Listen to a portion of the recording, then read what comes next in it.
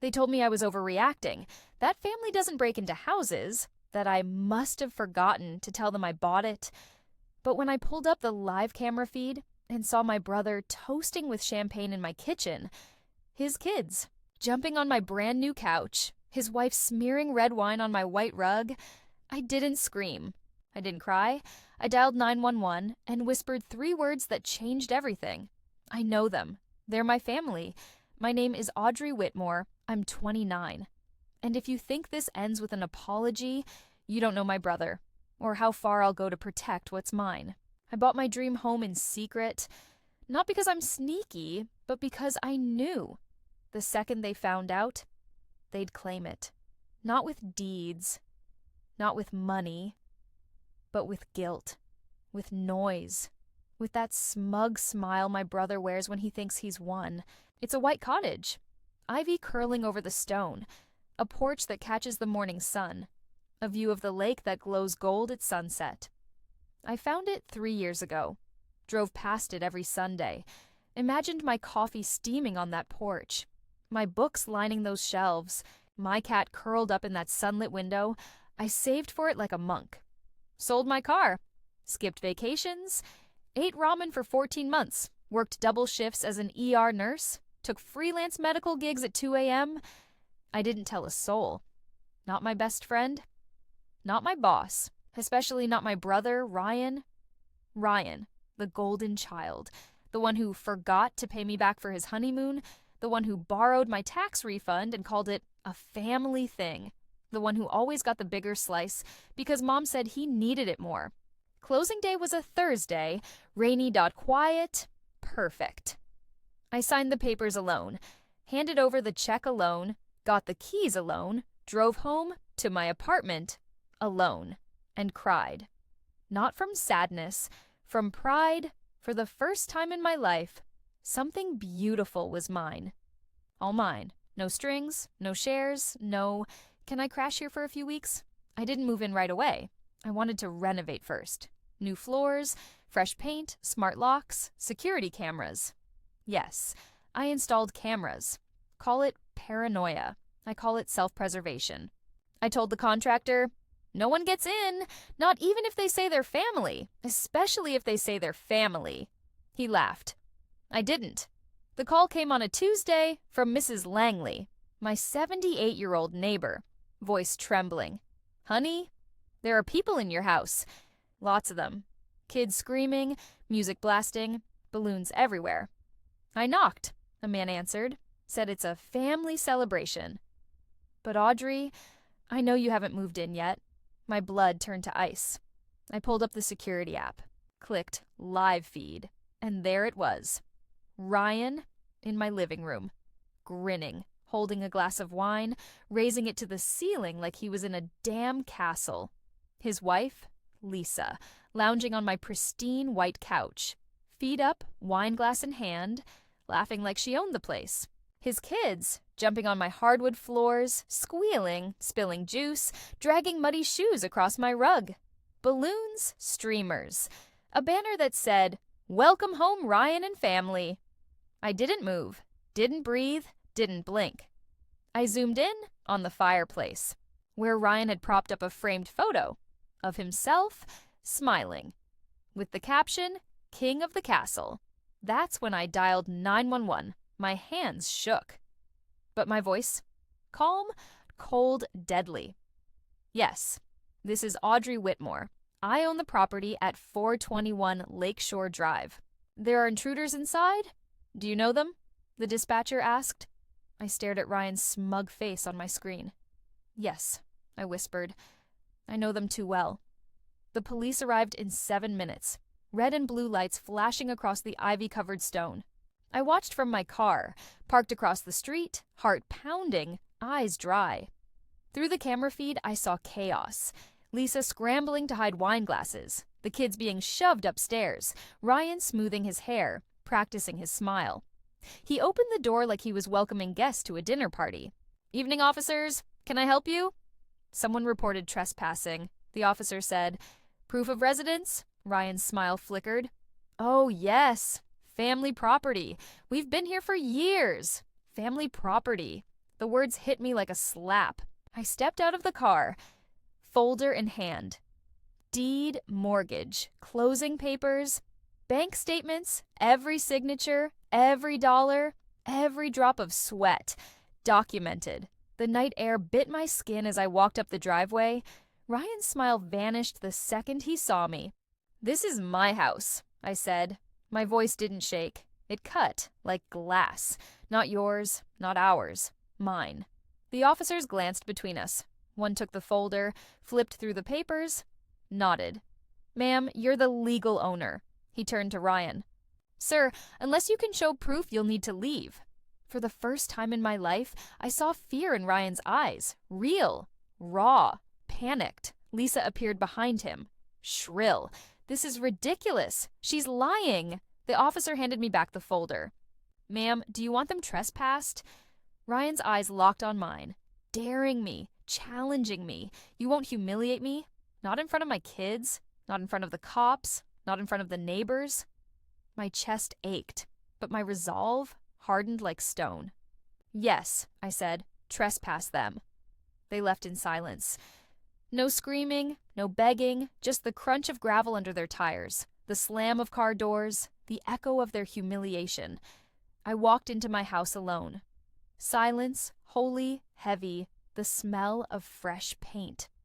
The gleam of untouched floors, the ghost of their laughter, already fading. I sank onto the staircase, pulled up the footage, watched Ryan raise his glass. Here's to us, finally moving up in the world. Not to Audrey, not to hard work. Not to family, to us.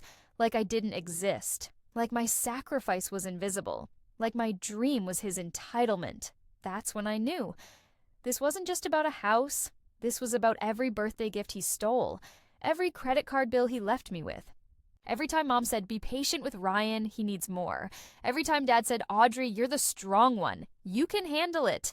I stood up, walked to every room, touched every wall, whispered to the empty air, "This is mine, all mine. And no one, not even blood, will ever take it from me again." The next morning, war. Mom called first. Voice shrill. "Audrey, what did you do? Kicking your brother out like that? Making a scene in front of the neighbors?" I almost laughed. "What did I do? He broke into my house. He threw a party in a home he didn't buy, didn't earn, didn't even know about until last night. But reason never worked with them. To them, Ryan was golden. I was disposable." Later, the text came. A barrage from Lisa. "You embarrassed us. The kids cried all night. You'll regret this." Every line was guilt dressed up as blame. But I didn't bend this time. I couldn't. Instead, I opened my laptop, logged into the home security system. Footage poured in. Ryan toasting with wine, boasting about finally upgrading his life. The kids running wild through rooms I hadn't even furnished yet. Proof stacked on proof. Every frame another nail in his story. That night, I drove to the house. The silence inside felt holy. My footsteps echoed on the polished wood. The walls smelled of fresh paint, untouched, unsullied, and yet their presence lingered like smoke after a fire. As I stood in the living room, I replayed one clip on my phone, Ryan raising a glass. Here's to us, finally moving up in the world. It wasn't just trespassing, it was claiming, pretending, erasing me. I sank onto the staircase, heart pounding with something colder than anger. Clarity. This wasn't about a house. This was about history repeating itself. The same story of them taking, me giving, and everyone pretending it was fair, but this time I had proof. I had keys. I had walls that held my name, not his, and I swore on every brick of that house he would never steal from me again. Not my home, not my future, not my voice. The next week, Ryan made his move. He showed up at my office, all polished charm and fake smiles, like he hadn't been escorted out of my house by police days earlier. "Audrey," he said, leaning on the reception desk. "We need to talk. Privately." I led him into the conference room, papers clutched tight in my hands. He didn't wait to sit down before starting his speech. "You can't keep that place all to yourself," he said smoothly. "It's too big, too expensive. Mom and Dad think it should be a family home. Somewhere we all share." I almost laughed. "Share?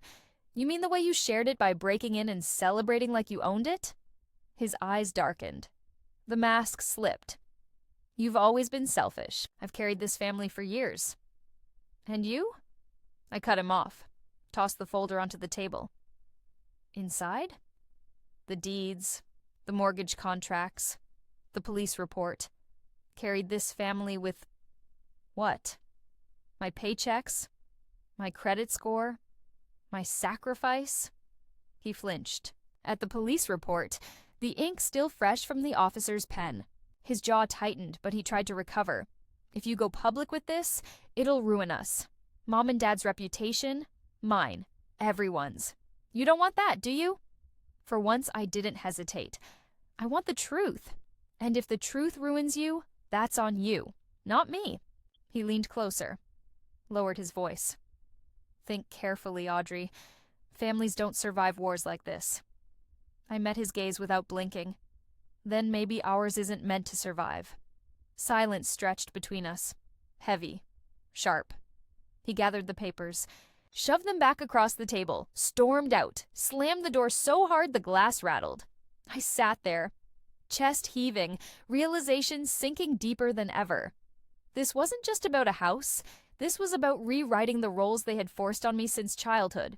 And for the first time, I was no longer the background character in my own story. I was the author, and my pen had just drawn the first real line. The silence after they left was the sweetest sound I'd ever heard.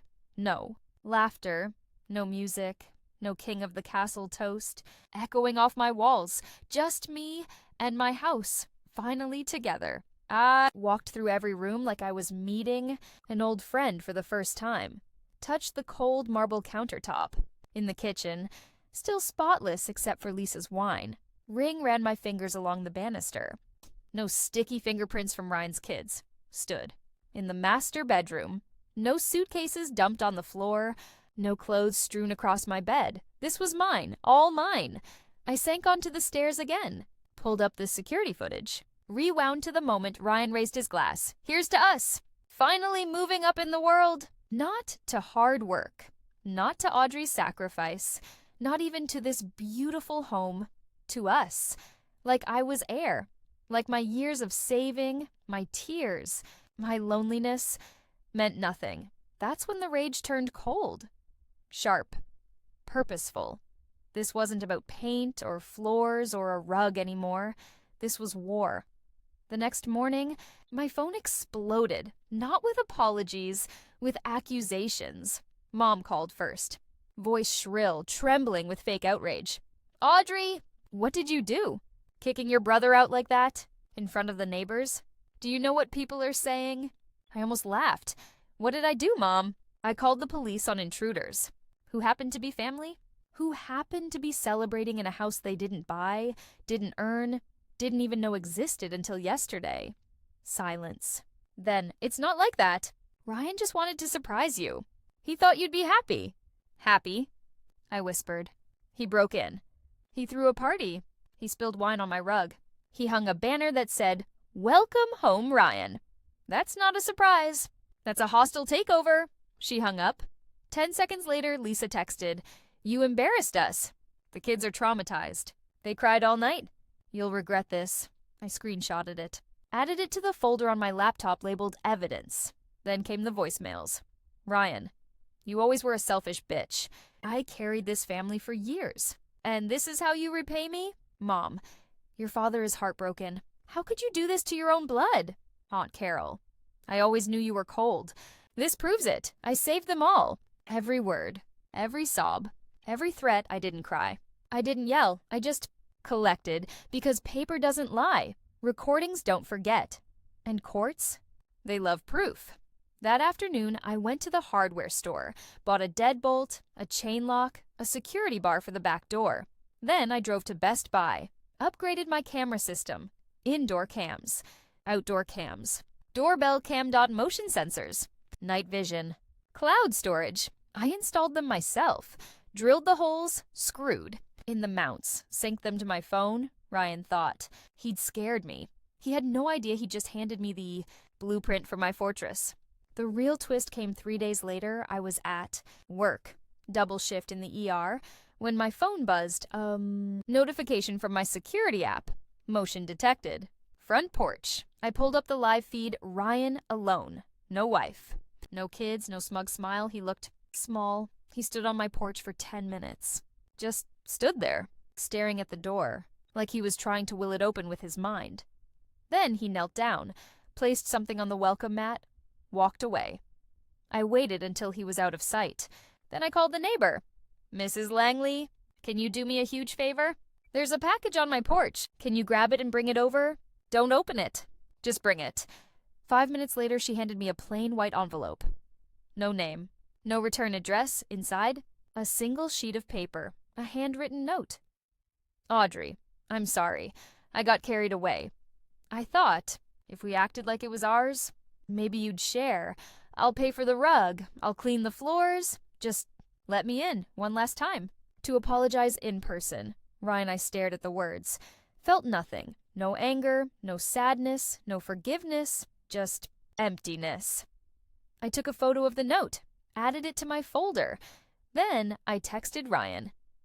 "Apology not accepted. Do not come back. Do not contact me, or I will file a restraining order." He replied instantly. "You're making a mistake. You need family. You'll be alone." I smiled. Alone is better than stolen from. He didn't take the hint. 1 week later, he showed up at my office, walked right past reception, sat in my chair, propped his feet on my desk. "Hey, sis," he said, grinning like we were sharing a joke. "We need to talk." I didn't sit, didn't smile, didn't offer coffee. What part of "do not contact me" did you not understand? He waved his hand. That was drama. "Look, Mom and Dad had a family meeting. We've decided the house is too big for you alone. It should be shared. A family home. You keep your room. We'll take the rest. Win-win." I laughed, cold, sharp. "Shared? Like you shared it by breaking in and throwing a party?" His smile faded. "You've always been selfish. I've carried this family for years. Paid for Mom's meds. Fixed Dad's car. You just hoard your money and your space." I walked to my filing cabinet, pulled out the folder, tossed it on the desk. Carried the family with what, Ryan? My money? My credit? My silence? He flipped it open, saw the screenshots, the police report, the security footage stills, him toasting, his kids jumping, Lisa lounging like a queen. He paled. "This is private," he hissed. "You can't show this to anyone." "I won't," I said, "unless you force me to." He leaned forward, lowered his voice. "If you go public with this, it'll ruin us. Mom and Dad's reputation, my job, the kids' school. You don't want that, do you?" For the first time, I didn't hesitate. I want the truth. And if the truth ruins you, that's on you, not me. He stood up, face red, eyes wild. "Think carefully, Audrey. Families don't survive wars like this." I met his gaze. Didn't blink. Then maybe ours isn't meant to survive. He grabbed the folder, shoved it back at me, stormed out, slammed the door so hard the glass cracked. I sat down, took a deep breath. This wasn't about a house anymore. This was about rewriting history. And for the first time, I was holding the pen. The whispers started the next day. Aunt Carol called, voice dripping with fake concern. "Audrey, honey, Ryan told us you bought that house with his money, that you're hiding it to cheat the family. Is that true?" I closed my eyes, counted to 5. "No, Aunt Carol, I bought it with my savings. My overtime, my years of eating ramen and skipping vacations. Ryan didn't give a single dollar. And I can prove it. She didn't care. She wanted the story that kept Ryan golden and me in shadow." I didn't argue. I just added her call to my folder. 2 days later, I walked into the county courthouse, sat down with a clerk, filed for a restraining order. "Reason?" she asked. "My brother broke into my home. Threw a party. Refuses to stay away." "He's threatening me," she read my statement. Raised her eyebrows. "He threw a party? Before you even moved in?" "Yes," she nodded. "We'll expedite this." Walking out of the courthouse, the sun felt different. Not warmer, stronger, like it was finally shining on me. Not through me. That night, my phone buzzed, a text from Ryan. "If you don't drop this, you'll regret it." I stared at the screen. Pulse. Steady, hands calm, he thought. Threats would scare me. He thought fear would pull me back into silence. But fear was no longer my language, the truth was, and soon. His lies would collapse under its weight. The restraining order was granted, served the next day. Ryan couldn't come within 500 feet of my house, or my workplace, or my car. He screamed, threatened to sue, called me every name in the book. I didn't care. I changed the locks, again, upgraded the alarm, again, posted. No trespassing signs. Everywhere. My house was a fortress. My heart, a vault. Then came the social media smear campaign. Ryan posted photos of his family squeezed into their tiny rental apartment. Caption, "Some people hoard wealth while their own blood suffers. Family means nothing to them." Lisa posted a video of their kids crying. Auntie kicked us out of our new home. She says we're not family anymore. Comments poured in. So sad. Family first. She's heartless. I didn't respond. I just saved everything. Screenshots, links, timestamps. Lies are fragile. Evidence is eternal. At work, I thrived. Got a promotion, a raise, a corner office with a view, every dollar I earned was another brick in my wall. Every congratulations from a colleague was another nail in Ryan's coffin. One evening, as I stood on my back porch watching the lake turn gold, Mrs. Langley strolled over. "You did the right thing, honey," she said softly. Most people would have folded under that family pressure. "But you drew a line." I looked at her. "What if it's not enough?" She smiled. "It already is. You're still standing. They're the ones scrambling." Her words stayed with me long after she left. Line, that's what this house was. Not just walls and a roof. A declaration. Would no longer be erased, diminished, stolen from. Then came the final ambush. A knock on my door. I checked the peephole, Mom, Dad, Ryan, Lisa, United Front. Rehearsed smiles. Matching "We're the victims" outfits. I opened the door. Didn't step aside. "What do you want?" Mom's voice was syrup. "Audrey, sweetheart, let's not make this ugly. We just want what's fair." Fair? The word tasted like ash. "You mean fair like breaking into my house? Fair like smearing me online? Fair like threatening me?" Dad cleared his throat. "The family decided the house should be shared. Ryan's kids need space. You don't even have a family yet. It's selfish for you to keep it all." Ryan crossed his arms. Smug. "Sign half over. We'll drop everything. No lawyers. No drama." I laughed. Cold. Sharp. "You think this is a negotiation? You broke in. You lied. You smeared my name. And now you show up here demand. Then alone is exactly what I'll be. Because I'd rather live in truth by myself than drown in your lies surrounded by family." I pulled out my phone. Hit record. Their faces shifted. Panic flickered in Mom's eyes.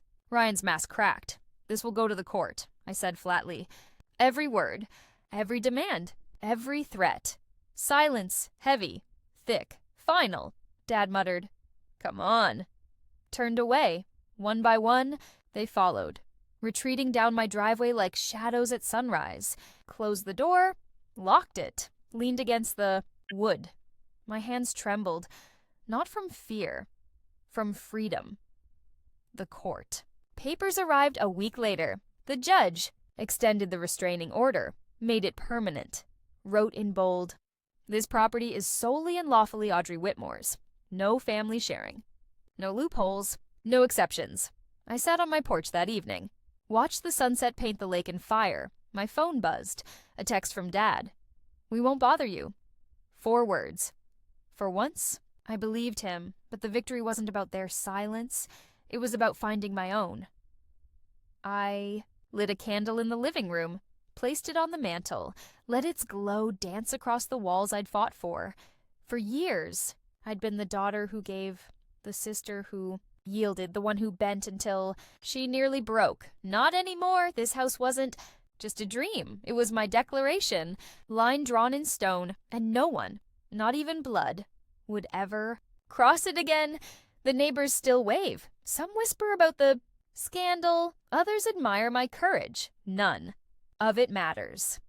What matters is the key in my palm. Heavy, certain, mine.